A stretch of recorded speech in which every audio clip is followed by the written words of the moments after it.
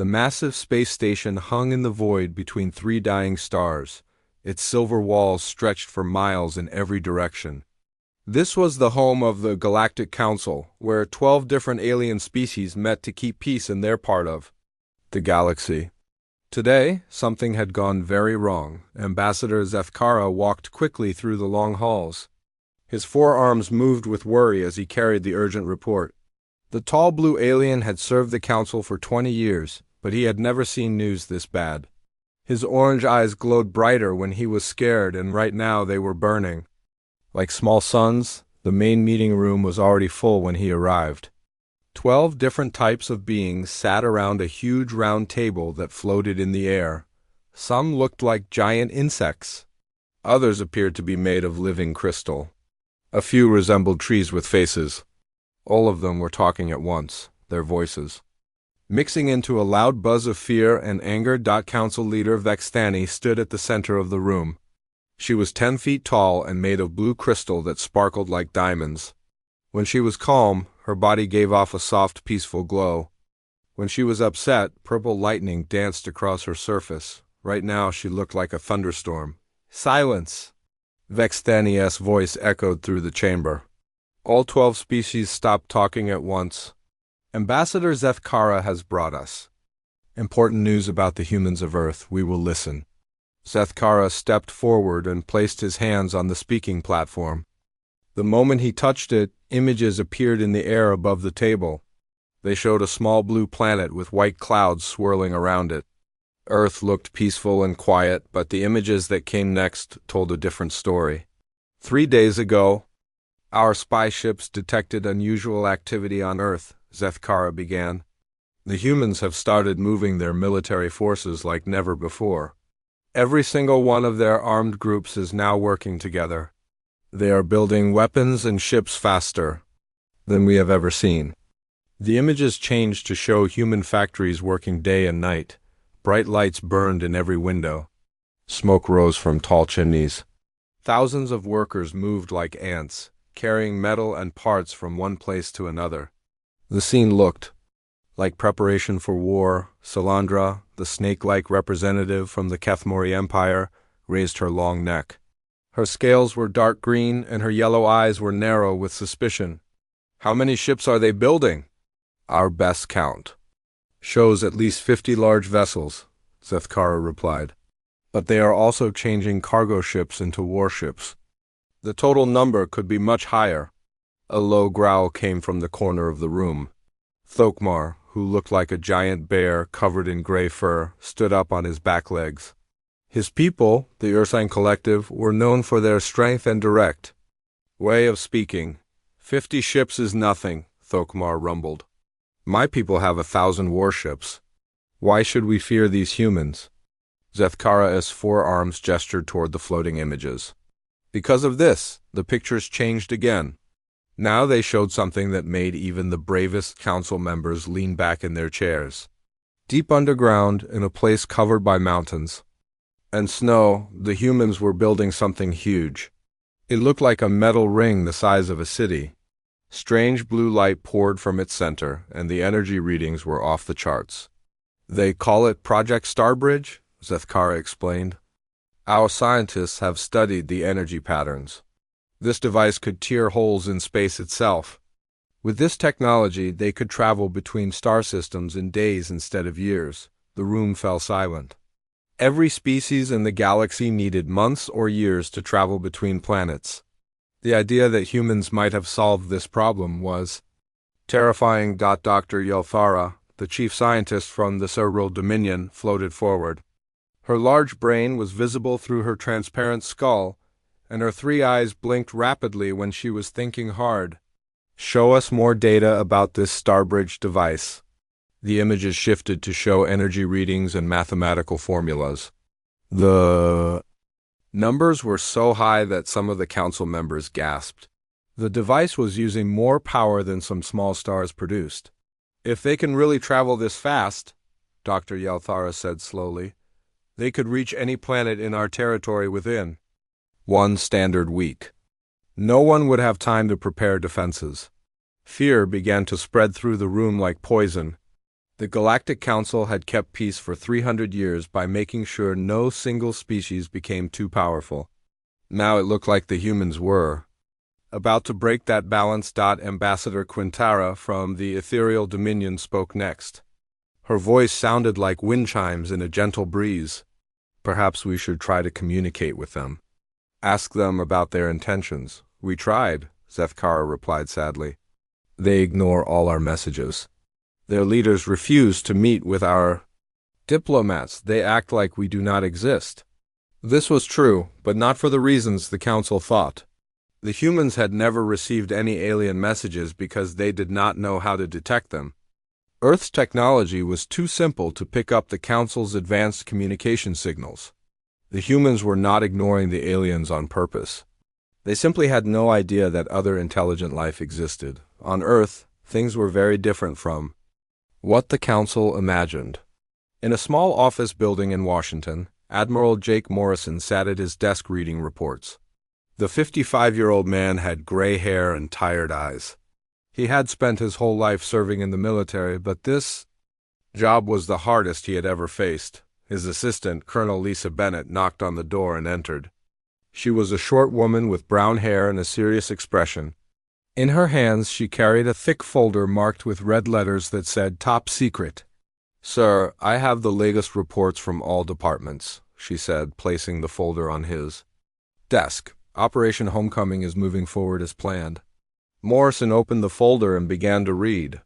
The first page showed a picture of a large spaceship floating in the darkness of space. It was the colony ship New Horizon, one of 7 ships that had left Earth 30 years ago to find new worlds for humans to live on. "Any word from the rescue teams?" Morrison asked. "Nothing yet, sir.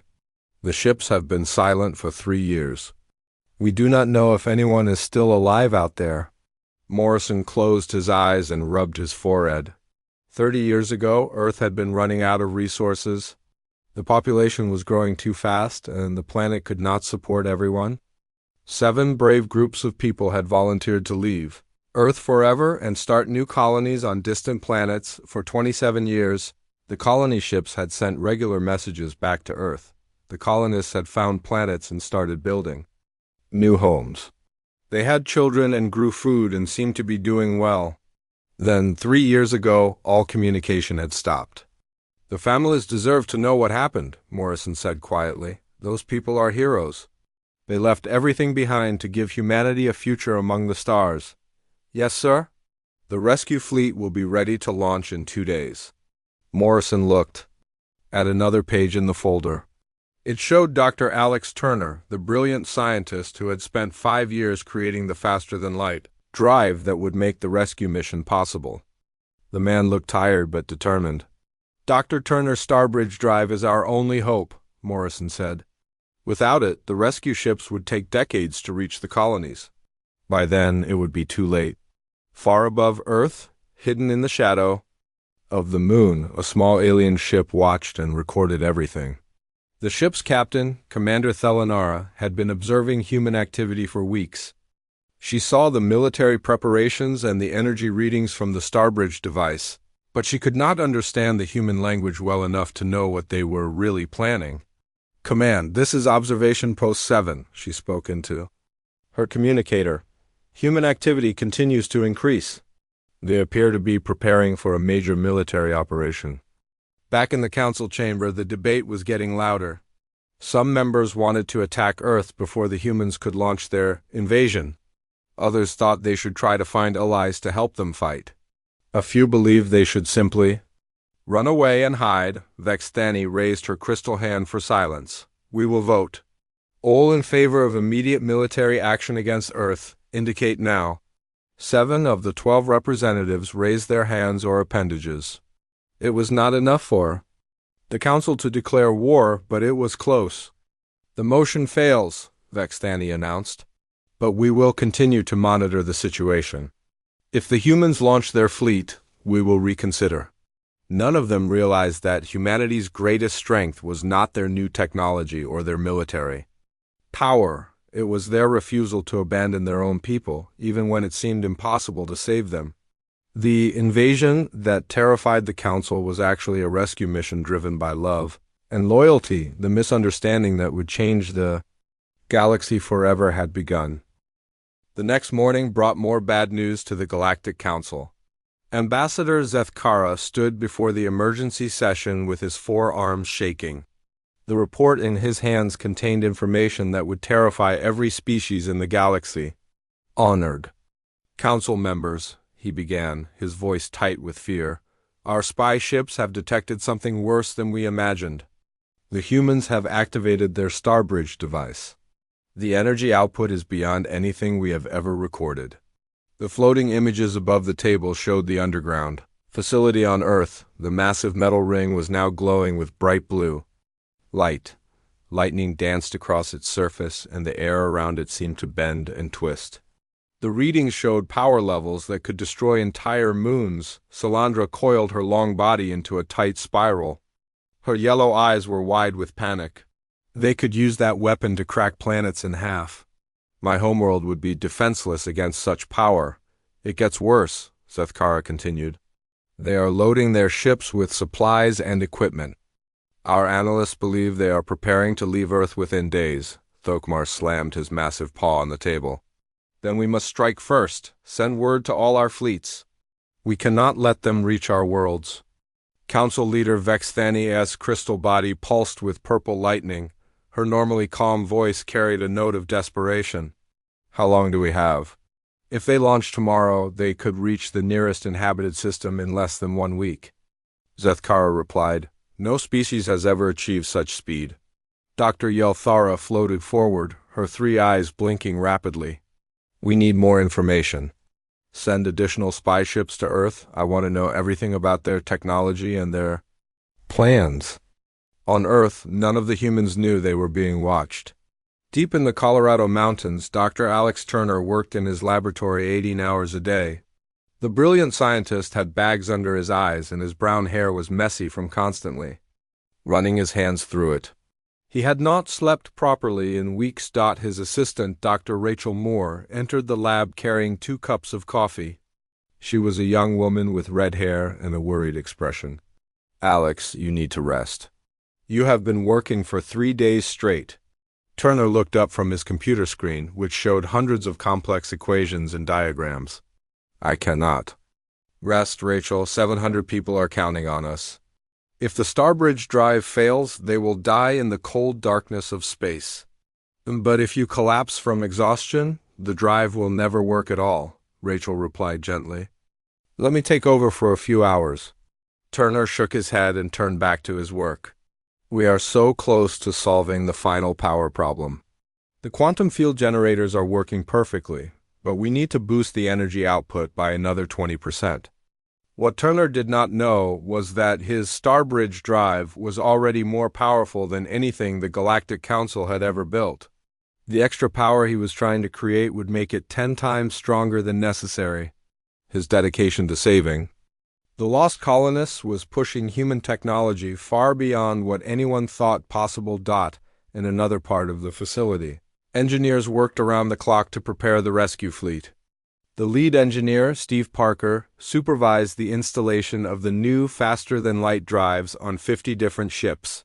Most of these vessels had never been designed for space travel, but desperate times called for desperate measures. Johnson, how is the drive installation on the cargo ship Liberty? Steve called out to one of his workers. Almost finished, sir, came the reply. But I have to say, putting a Starbridge drive on a cargo ship feels like putting a rocket engine on a bicycle. Steve laughed despite his exhaustion. Well, that bicycle needs to travel 20 light years in less than a week. Make it work? Above them, Captain Dan Richards walked through the massive hangar where the rescue fleet was being assembled. The former Navy commander was a tall man with short black hair and serious blue eyes. He had volunteered to lead the most dangerous mission in human history. His second-in-command, Lieutenant Commander Amy Foster, joined him as he inspected the ships. She was a small woman with blonde hair and quick movements. Her job was to plan the tactical aspects of the rescue mission. Captain, we have a problem, Amy said, holding up a computer tablet. The energy requirements for the Starbridge drives are enormous. We can only power them for short bursts. How short? Richards asked. Each ship can make maybe 3 jumps before the power runs out. After that, we would be stranded. Richards studied the tactical display on the tablet. It showed the locations of the 7 lost colony ships scattered across multiple star systems. 3 jumps should be enough if we plan our route carefully. We jump to the first colony, rescue survivors, then jump to the next one. And if we encounter hostile forces? Amy asked. Then we fight our way through. Those colonists have been waiting for help for 3 years. We are not going to let them. Down. Far above Earth, 3 alien spy ships watched the human preparations with growing alarm. Commander Thelanara studied the energy readings from her hidden position behind the moon. The numbers on her screen were so high that she checked them 3 times to make sure they were accurate. Navigation Officer Velther, she called to her. Crew member, send an urgent message to the Council. The humans are powering up their weapon systems. Velther, a thin alien with 6 arms and purple skin, worked quickly at his control station. Message sent, Commander. Should we move to a safer distance? No, we need to keep watching. If they launch an attack, the Council needs to know immediately. What Thelanara did not understand was that the weapon systems she was detecting were actually the rescue ship's life support systems, medical equipment, and emergency supplies. The humans were preparing to save lives, not take them. Back in the Council chamber, panic was spreading like wildfire. The latest spy reports had convinced even the most peaceful species that war was coming. Ambassador Quintara, who had wanted to try diplomacy, now spoke with a trembling voice. My people have decided to evacuate our border worlds, she announced. If the humans attack, we will not be able to defend them. Similar reports came from other Council members. The Ursine Collective was mobilizing their battle fleets. The Kethmori Empire was building defensive installations around their most important planets. The Cerebral Dominion was working on new weapons to fight the human threat. We are making a mistake, said Ambassador Mordain from the Peaceful Alliance. He was a tall, thin being who looked like a walking tree. His people had not fought a war in 2,000 years. We should try to communicate with them one more time. We have tried. Zethkara replied angrily. They ignore all our messages. They do not want to talk. They only want to conquer. Then we have no choice, Vexthani said sadly. I am authorizing the formation of a defensive alliance. All member species will contribute ships and weapons. We will meet the human invasion with force. The vote was unanimous. For the first time in 300 years, the Galactic Council was preparing for war on Earth. Admiral Morrison sat in his office reading the final mission reports. The rescue fleet would launch in 12 hours. Everything was ready. The ships had been equipped with the most advanced technology humanity had ever created. The crews had been trained for every possible situation. Medical teams were standing by to treat injured colonists. Colonel Bennett entered with a cup of coffee and a worried expression. Sir, are you sure about this mission? We are sending our best people into unknown space with experimental technology. Morrison looked out his window at the night sky. Somewhere out there, 700 people were waiting for rescue. Some of them were children who had been born on the colony ships. Others were scientists and engineers who had given up everything to help humanity reach the stars. Lisa, 30 years ago, those colonists left Earth to secure humanity's future, he said. Quietly. They knew they might never see home again. The least we can do is try to bring them back. But what if something goes wrong? What if the Starbridge drives fail?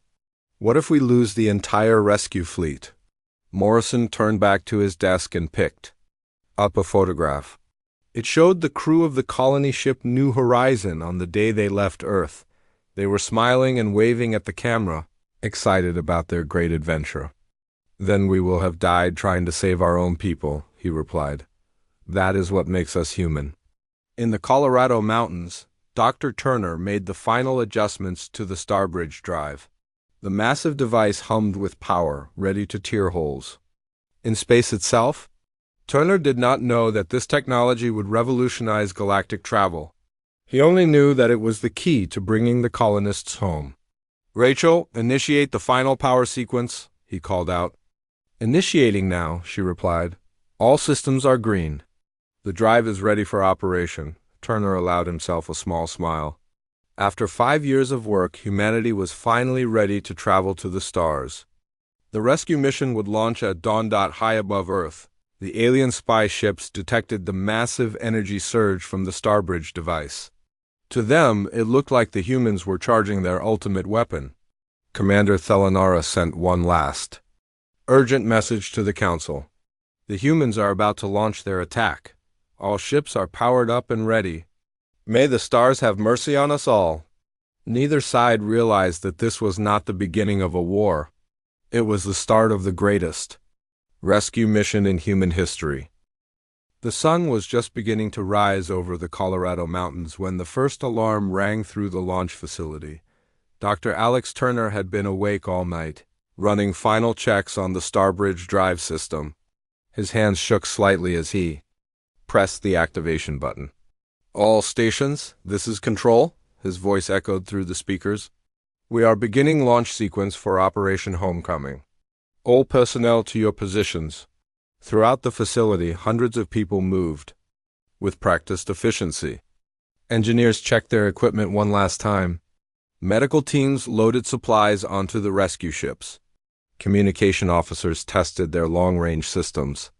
Everyone knew that the lives of 700 colonists depended on their work. Captain Don Richards stood on the bridge of his ship, the Earth Defense ship Endeavor. Through the large windows, he could see the other 49 ships of the rescue fleet spread across the launch area. Some were military vessels with sleek gray hulls. Others were converted cargo ships that looked awkward but functional. All of them carried the same mission: bring their people home. "Captain, all systems are ready," reported Lieutenant Commander Amy Foster from her position at the tactical station. "The Starbridge drive is showing green across all indicators." Richards nodded and activated the ship-wide communication system. "This is Captain Richards speaking to all hands. Today we begin the most important mission in human history. 700 of our people are waiting for us in the darkness of space. They have been alone for 3 years, but they are not forgotten. We will find them, and we will bring them home." Similar speeches were being given on every ship in the fleet. The crews were made up of volunteers from every branch of the military and civilian services. They had trained for months, knowing that this mission would be dangerous and that some of them might not return. On the bridge of the converted cargo ship Liberty, Captain Mike Johnson addressed his crew of 40. "I know this old ship does not look like much, but she has a good heart. We are going to use her to save lives today." The Liberty had been a simple freight hauler just 6 months ago. Now she carried medical equipment, emergency supplies, and a Starbridge drive that could push her across the galaxy. Her crew was mostly civilians, doctors, engineers, and rescue specialists who had volunteered for the mission. Dr. Sarah Williams, the ship's chief medical officer, checked her equipment one final time. She had enough supplies to treat 200 patients, including surgical tools and life support systems. "Captain, medical bay is ready. We can handle any emergency." "Let's hope we don't need to," Johnson replied, but they both knew the colonists had been in space for 30 years. Many of them would need immediate medical attention. In the main control room, Admiral Morrison watched the launch preparations. With Colonel Bennett at his side, banks of computer screens showed the status of every ship in the fleet. Green lights meant ready, red lights meant problems. Right now, everything was green. "Sir, we are receiving final clearance from all departments," Bennett reported. "The fleet is ready to launch."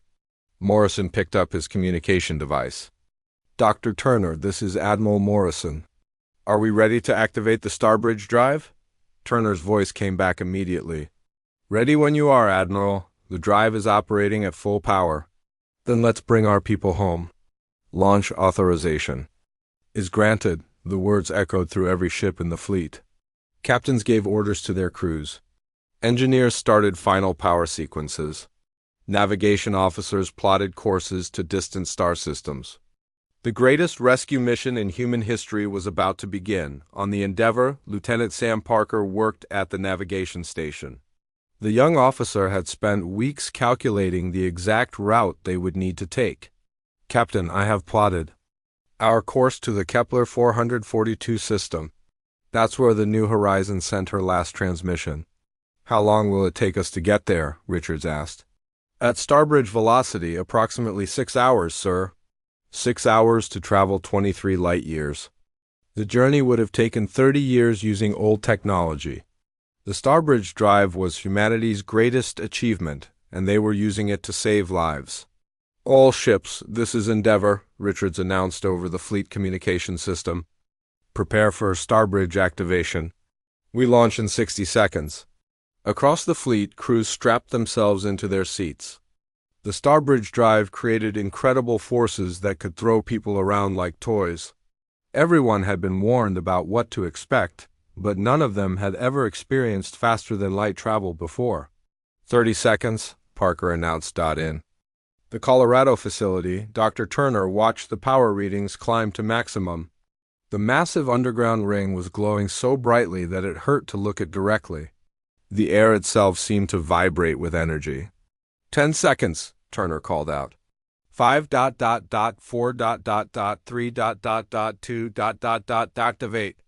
The effect was immediate and spectacular. The 50 ships of the rescue fleet seemed to stretch like rubber bands. Reality bent around them as they punched holes through space and time. In less than a second, they were gone. The fleet emerged from faster-than-light travel at the edge of the Kepler 442 system. Stars that had been points of light were now burning suns. The journey that should have taken decades had been completed in 6 hours. "Navigation, report," Richards ordered as his crew recovered from the effects of the jump. "We are exactly where we should be, Captain," Parker replied, though his voice sounded shaky. "The New Horizon should be approximately 1 million kilometers from our current position. Sensors, begin scanning for the colony ship." Lieutenant Carol Davis worked at the sensor station, her fingers flying over the controls. "I'm detecting a large metallic object bearing 047 Mark 12. It's not moving, sir." Richards felt his heart sink. A ship that was not moving in space was usually a ship in serious trouble. "Put it on the main screen." The image that appeared made everyone on the bridge gasp. The New Horizon hung motionless in space, her hull scarred by decades of small impacts. Her engines were dark and no lights showed in her windows. She looked like a ghost ship drifting in the void. "My God," whispered Dr. Helen Brooks, the fleet's chief medical officer who was stationed on the Endeavour. "She's completely dark." Number. "Power. No life support systems active." "That doesn't mean everyone is dead," Richard said firmly. "Ships carry emergency power for decades. There could still be survivors in the protected sections." Throughout the fleet, similar scenes were playing out. Other ships had located different colony vessels, and all of them looked abandoned. The rescue mission was turning into a recovery operation. What none of the humans knew was that they were being watched. Hidden in the shadow of a nearby asteroid, the alien spy ship Whisper of Eternity observed every move the rescue fleet made. Commander Thelanara could not believe what she was seeing. "Communications Officer Zolkith," she called to her crew member. "Are you certain the humans are not attacking the derelict vessels?" "Positive, Commander." "They are approaching slowly and making no aggressive moves?" "It appears they are." "Docking with the ships?" Thelanara studied the tactical display with growing confusion. This was not how an invasion was supposed to work. The human fleet should have been destroying everything in sight, not carefully approaching old ships. "Perhaps this is some kind of trick," suggested her weapons officer. "Maybe they are using the derelict ships as cover for their real attack." "Against what?" Thelanara replied. "This system is empty. There are no inhabited planets here, no military installations. Why would they attack empty space?" Back on the Endeavour, preparations were underway for the boarding operation. Richards had selected his best people for the dangerous job of entering the New Horizon. The old ship might have hull breaches, toxic atmosphere, or structural damage. That could collapse at any moment. Amy, I want you to lead the boarding party, Richards told his tactical officer. Take a full medical team and emergency supplies. If there are survivors, they will need immediate help. Foster nodded and began selecting her team. I'll take Dr. Brooks and 6 medics. We'll also need engineers in case we have to repair life. Support systems and weapons? Richards asked. Just sidearms for protection. If the colonists have been in space for 3 years, they might be confused or frightened. We don't want to scare them. The boarding party suited up in their environmental gear and checked their equipment one final time. They carried medical supplies, emergency food, and portable life support systems. Their job was to find survivors and get them to safety. Boarding party, this is the captain, Richards announced. The New Horizon has been silent for 3 years. We don't know what you'll find over there. Be careful, but remember that those people are counting on us. Foster activated her suit radio. Understood, Captain. We're ready to go. The rescue shuttle launched from the Endeavor and approached the New Horizon slowly. The old colony ship was enormous, designed to carry 1,000 people on a journey that was supposed to last forever. Now she was a tomb drifting in space. As the shuttle docked with the colony ship, Foster could see damage on the hull. Small holes from space debris had been patched with metal plates. The ship had been fighting for survival for 30 years. Captain, we're docked, Foster reported. Beginning boarding operations now. Good luck, Amy. Bring them home. The boarding party entered the New Horizon. The corridors of the New Horizon were darker than any place Lieutenant Commander Amy Foster had ever seen. Her flashlight cut through the blackness as she led the boarding party deeper into the colony ship. The walls were covered with frost, and their breath came out in white clouds.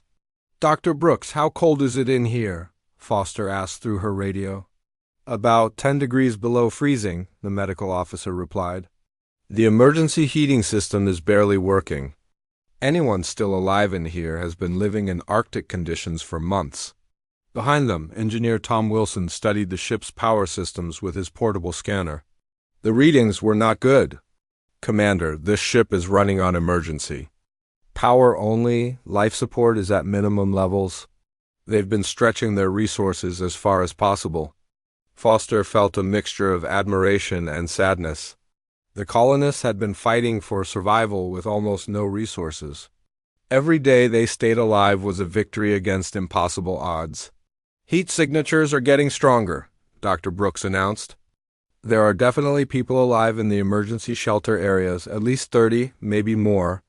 They moved through the ship's central corridor, passing rooms that had been sealed off to save power.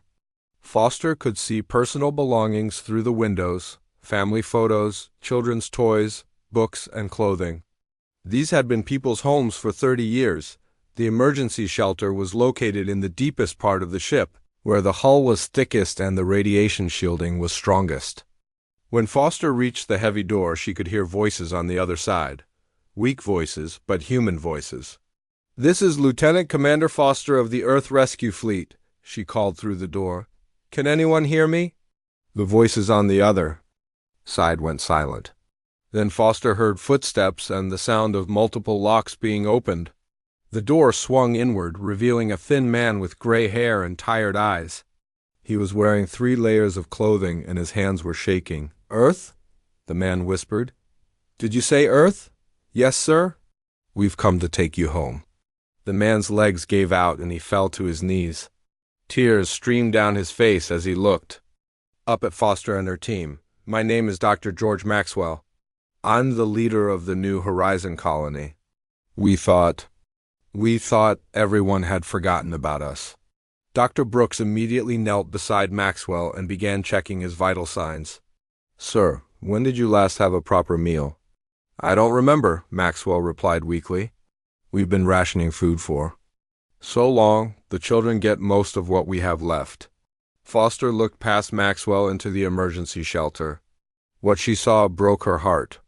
43 people were crowded into a space designed for 20. They were all thin and pale, but they were alive.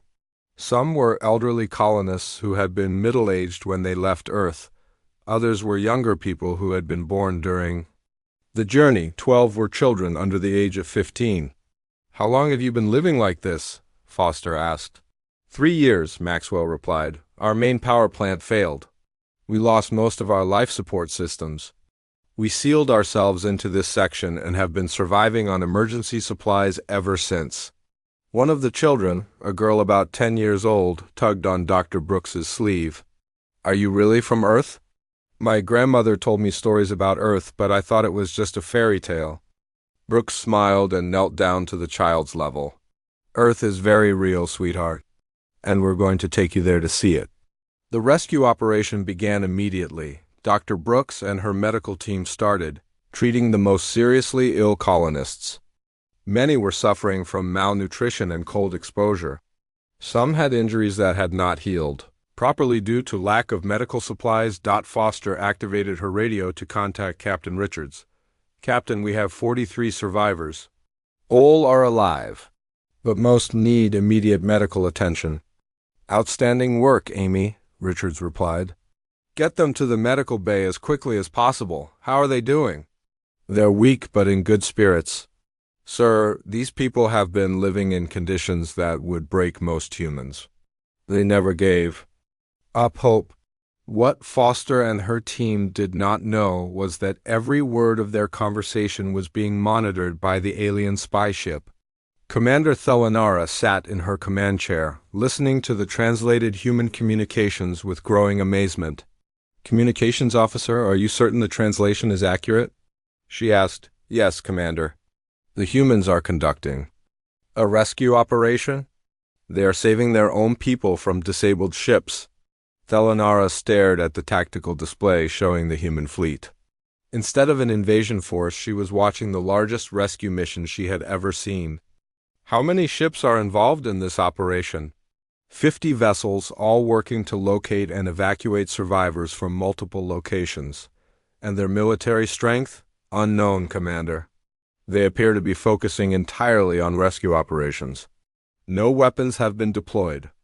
Throughout the star system, similar scenes were playing out on other ships in the rescue fleet. Captain Mike Johnson and his crew on the Liberty had found 37 survivors on the colony ship. Horizon's Dream, the cargo ship Reliance had, located 28 people on the Explorer's Pride.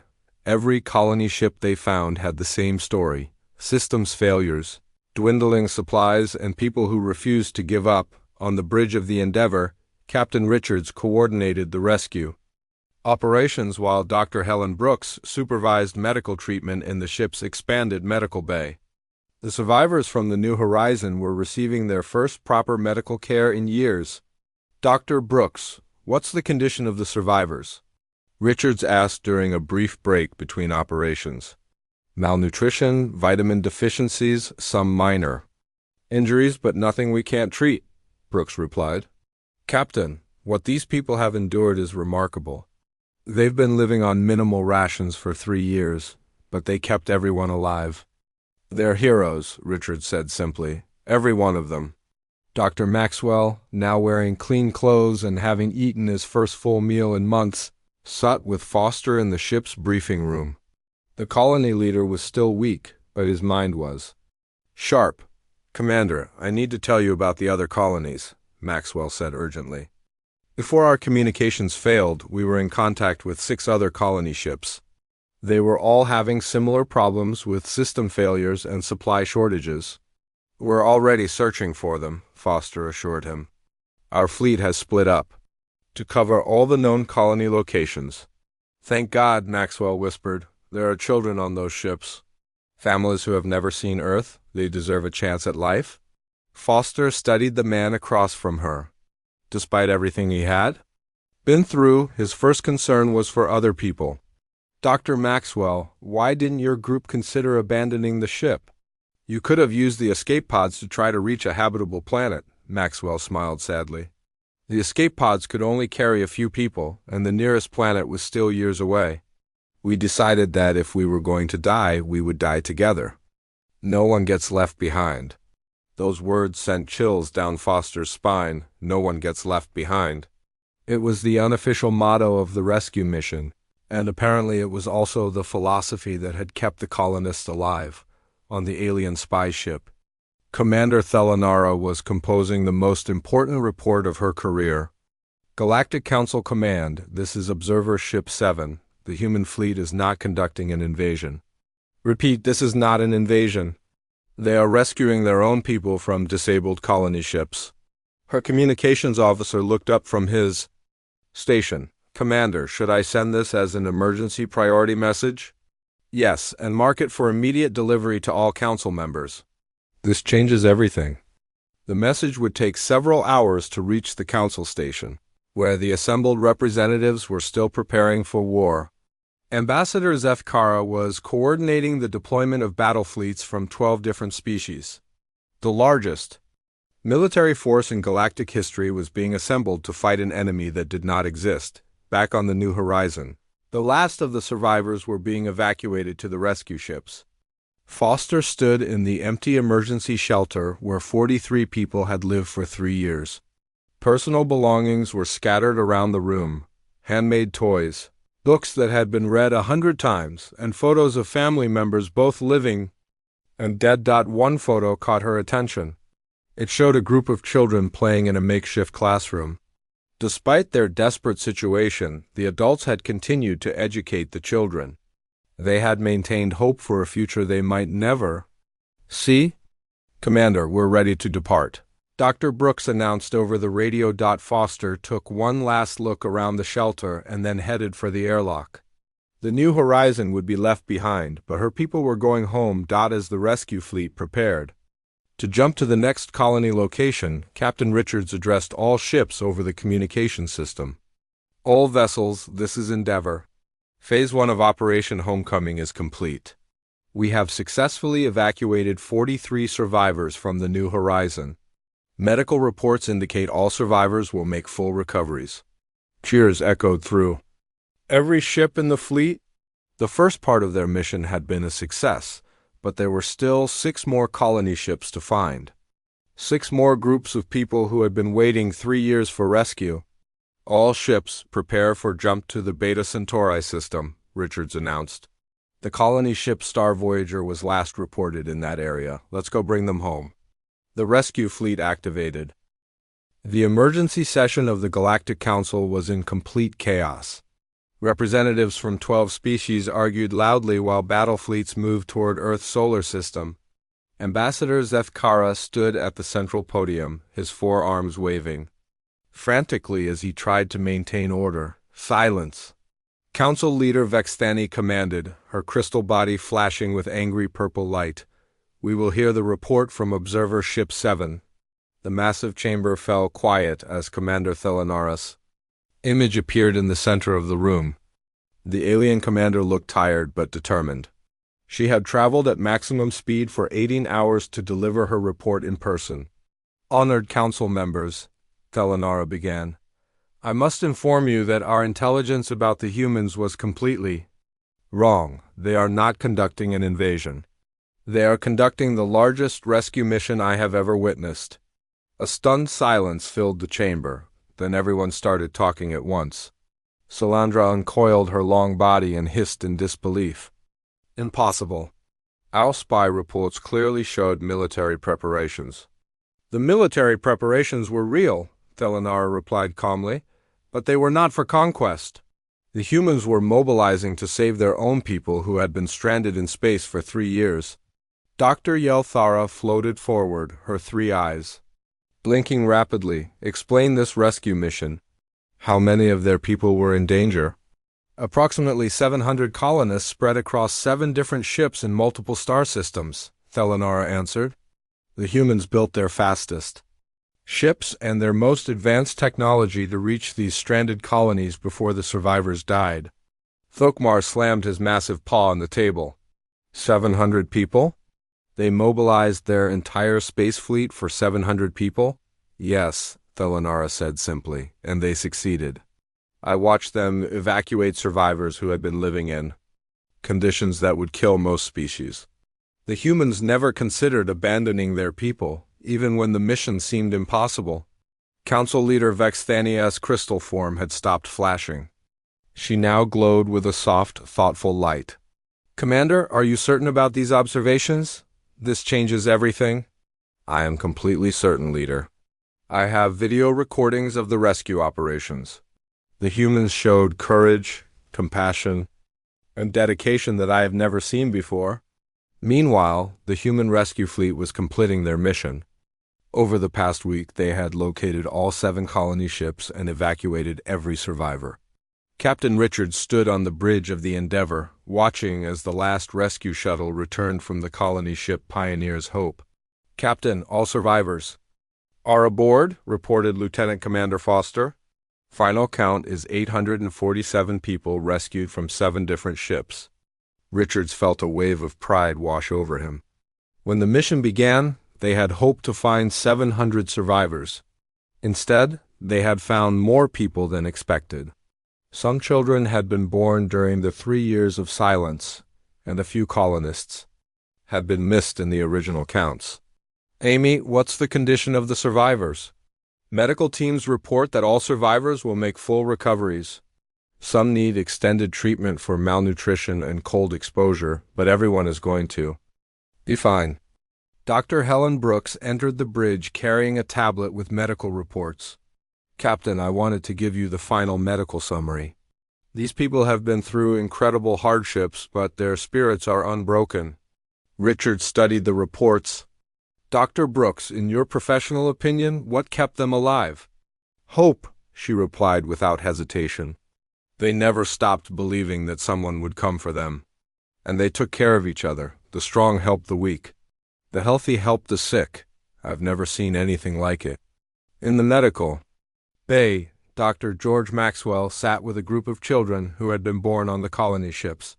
These young people had never seen Earth or breathed natural air.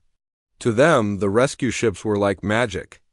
Dr. Maxwell, asked a 12-year-old girl named Jenny, is Earth really as beautiful as the stories say? Maxwell smiled and looked out the medical bay window at the stars. More beautiful than any story, Jenny, and you're going to see it with your own eyes. The rescue fleet was preparing for the long journey home when Captain Richards received an unexpected communication. Captain, we're receiving a transmission from an unknown source, reported the communications officer. It's not human. Richards felt his heart skip a beat. Put it on the main screen. The image that appeared was unlike anything any human had ever seen. Commander Thelanara's scaled features filled the screen, and her large yellow eyes showed what might have been embarrassment. Human vessels, this is Commander Thelanara of the Galactic Council observation ship Whisper of Eternity. We have been monitoring your activities, and we owe you a profound apology. The bridge crew stared in shock. First contact with an alien. Species was happening right here, right now. Richards quickly composed himself and activated the communication system. Commander Thelanara, this is Captain Richards of the Earth Defense Ship Endeavor. Are you saying that there are other intelligent species in the galaxy? Many species, Captain. We are part of an organization called the Galactic Council, which includes 12 different civilizations. We have been watching your world for some time. Richards looked at his crew, all of whom were staring at the screen in amazement. Commander, why are you apologizing to us? Thelanara's expression became even more embarrassed. Because we misunderstood your intentions completely. We thought your rescue fleet was an invasion force preparing to attack our worlds. We were preparing for war against you. War? Richards said in disbelief. We didn't even know you existed. We were just trying to save our people.